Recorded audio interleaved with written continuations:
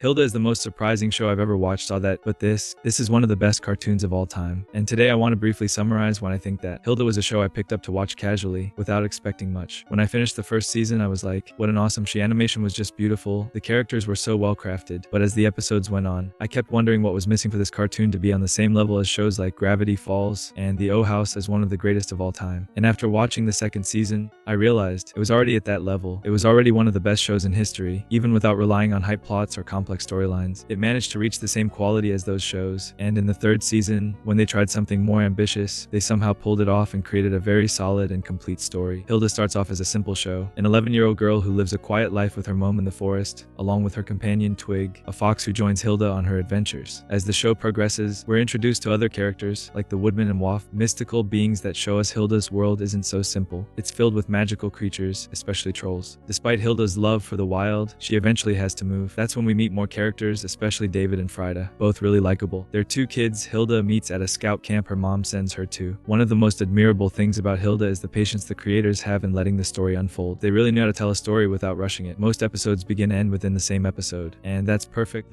because we don't have to remember everything that happened before. Unlike a lot of shows where we get lost in the huge amount of lore, people who can't binge everything at once don't feel left behind or discouraged from watching the show. You know that feeling of freedom we get when we go outside to the open air, see a forest, a waterfall, and things like that. Hilda captures that exact feeling, and it does it perfectly. That sense of freedom is something I don't think I've ever felt in any other cartoon. I believe a lot of that has to do with the choice of animation. Here we have a more fluid style, and beyond that, a very beautiful character design. Every character is creative and has something that makes them stand out. And then there's the lighting in the backgrounds, which gives more depth to the animation. Just look at Hilda's bedroom, for example. The amount of detail in every corner is just perfect. I also want to wrap up this video by mentioning an episode that I think is really worth pointing out. In season 2, there's a story about a man who met a woman one night, and all he wanted was to relive that feeling. So, keeps going back in time every night to see if he can invite her out, or just relive that moment. At the end of the episode, he realizes the woman lived right next door the whole time, and he spent all that time lost, searching for something that was right beside him. And that episode is so good, I really recommend you watch it. And, well, I won't say much more about that episode, but if you really like someone, and you know they don't hate you, tell them. Nothing bad will happen, I promise. I highly recommend you watch this show, and I plan to make a deeper video about this cartoon in the future. Maybe someday I'll make a long video about Hilda, but that day is not today. Anyway, thank you so much to everyone who listened to me up to this point. See you in the next video.